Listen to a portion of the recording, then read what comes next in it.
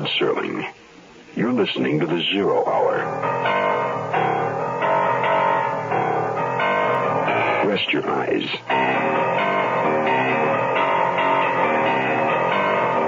Exercise your imagination. Today, Keith Walker's double tale of terror in space. Skylab, are you there? Starring William Shatner. In a Mutual Broadcasting System presentation of The Zero Hour. Brought to you by the Ford Motor Company, Shenley Industries, Matus Wine, Beech Nut Chewing Tobacco, and Dial Soap.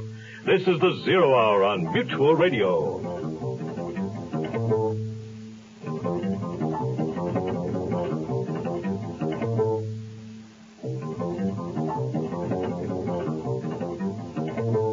This is Hugh Downs with another car buyer's report from Ford. Comparing the total cost of ownership is the only way to be sure you get your money's worth when buying a new car. And Ford says there are three important considerations that make up the total cost of ownership: purchase price, operating economy, and trade-in value. Don't overlook that last one, trade-in value. I'd like to give you some interesting facts about trade-in that are difficult for the average consumer to come by. Like the fact that based on a national average of NADA wholesale prices, both the 1973 Torino and the 1973 Gran Torino returned more of their original purchase price than their closest sales competition. The facts speak for themselves. A solid, well-made car will generally return more at trade-in. Ford says that's one of the reasons why Torino is the best-selling car in its class. The closer you look, the better we look.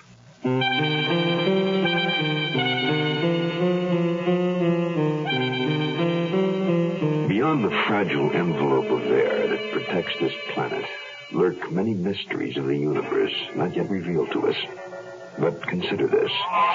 Perhaps they have been. But there is a decree from some higher authority that will not allow us to be told. What then? How are you coming, John? Solar panels are tricky. Number 4 still won't extend. Wait, I thought I felt something move. Anything? No, for a minute there. I'll keep working. This is Houston. Do you copy? Go ahead, Houston. What is your status on the panels? Panels 2 and 3 now fully extended and operational. The arm on 4 panel is still askew in its channel. Roger, Skylab.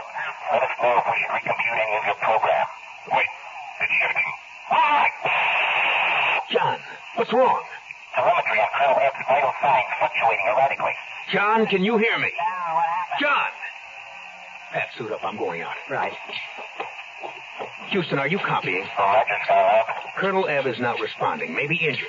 Dr. Kent and I are suiting up now. We will depressurize, and I will attempt to bring Ebb back in. Roger, Skylab. Dick Conroy is on his way to the floor. He'll be taking over. Pat, switch on your suit transmitter. Can we both go out? No, you stay here and set up your surgery. Skylab, this is Houston. Dick Conroy, are you copying? Roger, Dick. We are now depressurizing labs. Jack, you need for knife. Right, popping hatch. Jack, Ebb's signs are weakening. Roger, Houston. Stand by. Houston, I'm setting up the mobile video scan silver side. We will monitor. Skylab, we are showing attitude change on the station. Can you advise? Phone 1, we're set. Houston, can you read the patch? 5 by 5, Jack. I am drifting toward the capsule. Houston, I can confirm. We're rotating laterally at 6 RPM. Also slight horizontal rotate, but erratic. Houston, it's possible that when the panel popped, its torque caused the station to spin. That must be corrected immediately. Angle rotation will cause orbit decay. Can you give me time brackets on delay correction? Austin, set it up on the computer. Roger. I can see him. The colonel tilted out to the extreme of his lifeline. John, can you hear me? Pat, that's good on the camera. We're following visually. Movement from him. Almost there. Vital signs very erratic. I got him. Bringing him in now. Roger. Pat, can you take decay corrections? I'm standing by surgery. Can you execute corrections from your station? Roger. Set up on the board computer through Orient Circuit. We will feed. Pat, coming in. Give me a hand. Here. Pressurize.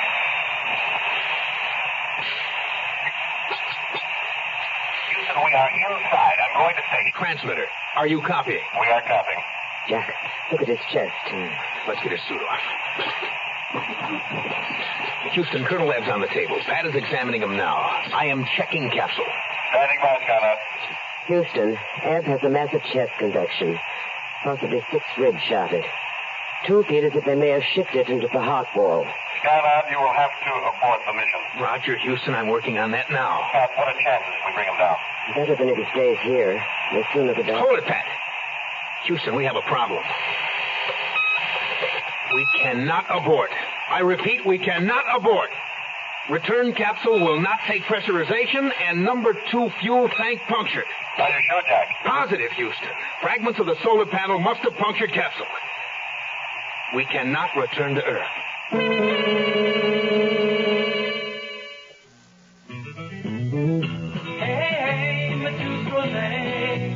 Matus is an old-world rosé wine people enjoy everywhere.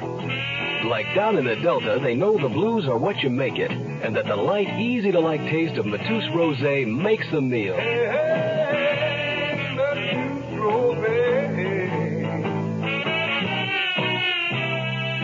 Man, on the West Coast, Matus is out of sight, but you see it everywhere.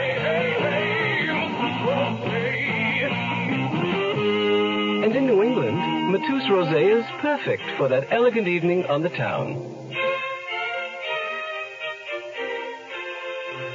Matus, the rosé wine that goes with everything good, anywhere, anytime at all. Hey, Matus Rosé. Imported by Dreyfus Ashby and Company, New York, New York.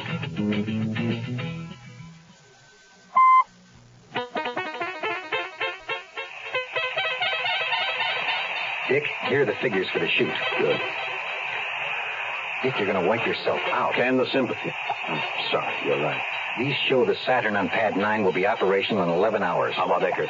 He's lucky. He just finished simulation. He'll be ready when we are. Well, let's give the good news to Skylab. Potter, activate the link. Aye, Mr. Conroy. Switch to the Azores. Thanks. Skylab, this is Houston. We are copying, Houston. Is Jack monitoring? Yes, sir. He's in the capsule but Pat. We can mount a Saturn for rescue. We go to countdown in 30 minutes.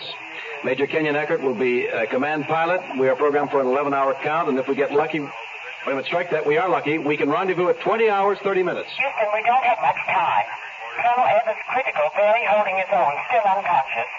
Heart is giving very erratic readings. We're all praying. Jack, do you copy? Right, Houston. No rush here. The capsule's worse than I thought. Even if I could get up pressure. Houston, stand by. Colonel Ebb's heart has stopped. I'm attempting a drill of heart rate.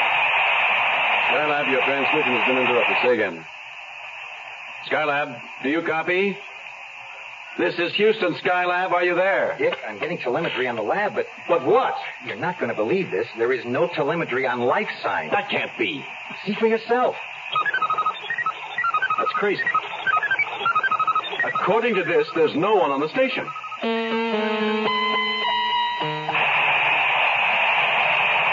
Dick, they're locking down the hatch now. All right.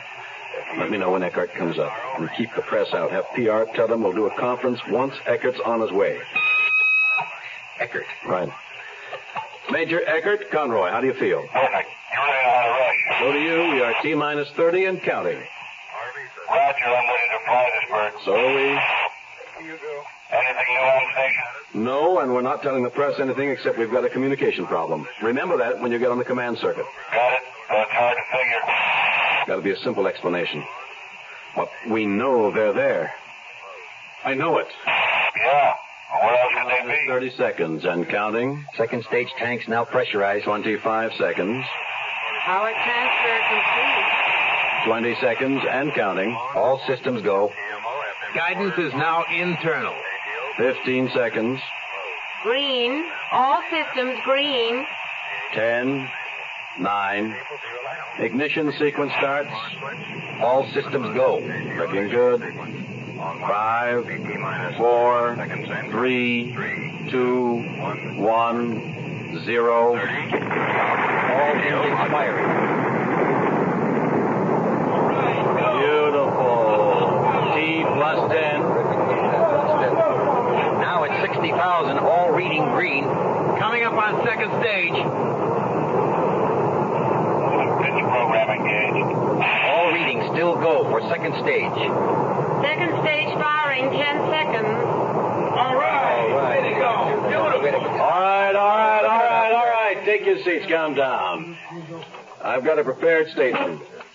Ladies and gentlemen, you'll have to take this as it is. I've got no time for questions. Here's the status. Major Eckert is approximately 1 hour from docking with Skylab. He'll transfer Colonel Ebb to the capsule and bring him back to Earth. Well, yeah, but... Now, hold it. Will you hold it, please? There's no reason to believe they're not up there. I know what's on your mind, but let me assure you in all probability there's been simply a communication failure. And that's all it is. Eckert's job is simply to return Colonel Ebb. That will give us a breather and time to figure out how to make the necessary repairs in the capsule. That's it. Major, My assistant, Austin Reynolds. Are you getting any more? Houston, I now have a matching orbit with Skylab. Roger, Rescue. What's it look like? Like a tomb. No sign of life through the ports. I'm now depressurizing the capsule. I will walk across to the station. I'm now leaving capsule. I will secure a line to the station from the capsule. Roger. If you'll forgive the analogy, tying up like this makes me think of the horse and buggy. Modern ingenuity, Major. Approaching station hatch. Austin, any change in telemetry? Nothing, Dick. The suspense is killing me. Yeah. Houston, I'm inside the station. Houston, there's no one here.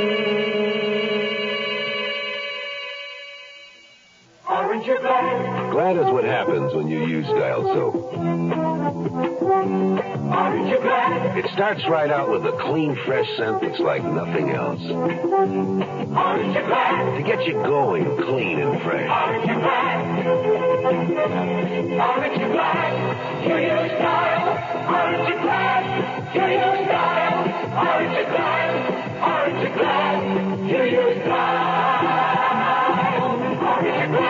Dial washes away the cause of odor on your skin. You just can't buy a better deodorant soap than Dial. And that's saying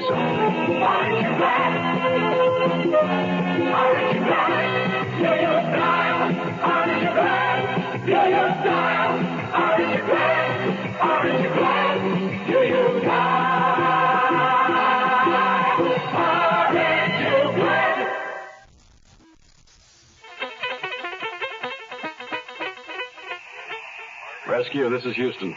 Go ahead, Houston. You are to prepare for return. We're reprogramming for re-entry, and we'll feed the data shortly. We have several assignments for you to accomplish before then. I am copying. Set up the cabin for video scan. We're going to fine-tooth comb on video for examination. Also have the infrared adapter ready, then pull all film from the analyzers and transfer to your vehicle. Roger. Video scan is now operating. Take it any time. Switching now. Major Eckert, are you sure you switched the scan to inboard relay? Roger, Houston. I show power on the equipment. Okay, stand by 1. Dick, can you come here? What do you got? A carrier wave, but no picture.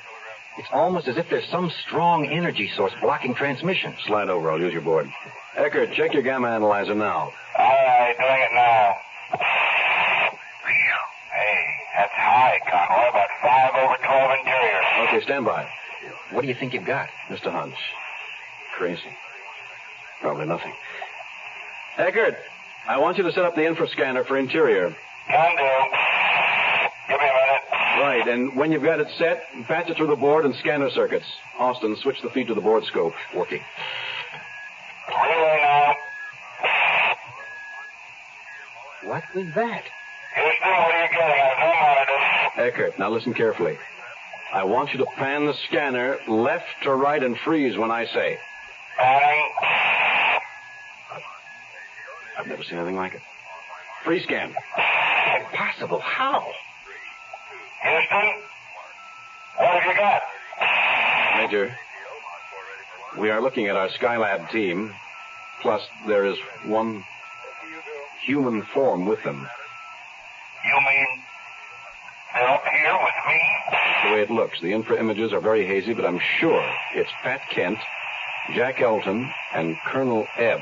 The other form is gesturing and pointing towards the scanner. We've lost the scan. Austin, are you all right? Yeah. Just lots of spots before my eyes. Rescue, this is Houston. We're getting no visual on infra. Switch back. Houston, this is Colonel Ebb. John? John? Is that you? Very much so, Dick. Alive and well. How? Pat said your heart stopped. Dick, I must request that we discontinue conversation. Would you please go to scramble on the priority circuit? Roger. Switching now. Scott, after your read. Roger, Houston.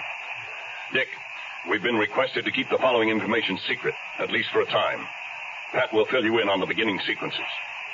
Houston, what has happened is truly without medical precedent. Colonel Ebb was brought back to life. Mr. Conroy, we have been watched. What? What do you mean? At the moment, the Colonel's heart stopped. There was a blinding light shift in the lab. It was accompanied by a physical wrenching, almost as if our lives had shifted in time, which in fact it did. A man, no, better called a humanoid, was suddenly in the lab with us. She, told us it had been ordered to return Colonel Ebb to life. I'll take it, Pat. Houston, the alien's name was Hobb. It left a message for us to play as explanation. Jack is integrating it into your circuits. Are you receiving visual? Yes. What is that thing? They call it a communicube. A tape recorder? In a way.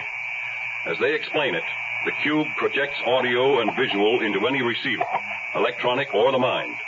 Stand by. Hobb is my designator. I am a special monitor assigned to your planet. For the past 600 years, it has been my duty to observe and report your progress toward space exploration. I represent, in your reference term, the Council of Worlds, a higher order civilization of 2,000 world planets. The Council is responsible for admitting new worlds into the Federation when they have attained a proper civilized level. Your planet has not yet attained that status. As the observer, I am gifted with the ability to read alternate futures. When the death of Colonel Ebb occurred, it changed the future course of Earth's progress. This could not be allowed, and thus the Council gave permission for re-life. To explain, Colonel Ebb will be the dominating personality responsible for your reaching the civilized status for membership. He will also be needed for future contact and space exploration. You are advised under maximum penalty to hold this information in absolute secret. Under no circumstance is this to be broadcast to the people of Earth at this time. This is Hobb. We will be waiting. John, is that all? Yes. The cube has disappeared. Dick, Hobb's words did not record. And we had to tell more. The Council's instructions were very specific. Only that Skylab had a problem with its solar panels and power. That is all. And the penalties. I hate to think what they might be. Prepare for return to Earth, Scott. Roger, Houston. We hear you.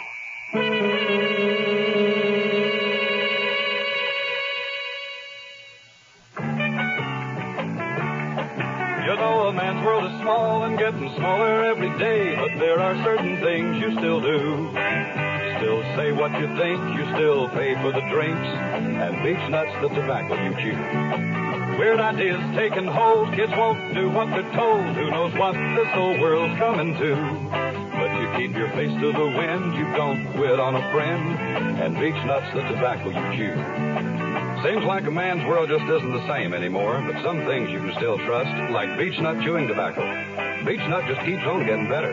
Beechnut's a lot moister these days, with more taste, less stems. Today's beechnut, fresher, longer-lasting flavor. You ought to try it. Girls in bars, girls in pants, a man just don't stand a chance, but there's still ways to show 'em who's who.